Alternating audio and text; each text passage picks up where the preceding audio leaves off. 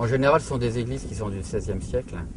Et en fait, ce sont des églises qui auraient dû être démontées et qui ont été protégées par les gens du village.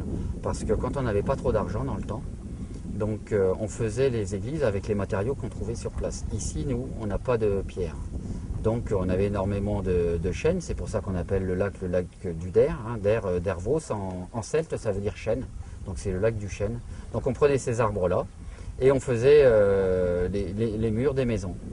Et les villages qui n'avaient pas trop d'argent fabriquaient leurs églises comme les maisons, donc avec une charpente en chêne. Ensuite, entre les poutres en chêne, on mettait ce qu'on appelle du torchis, donc un mélange de paille et d'argile. Et ensuite, on faisait un petit enduit à la chaux pour que ce soit sympa à regarder.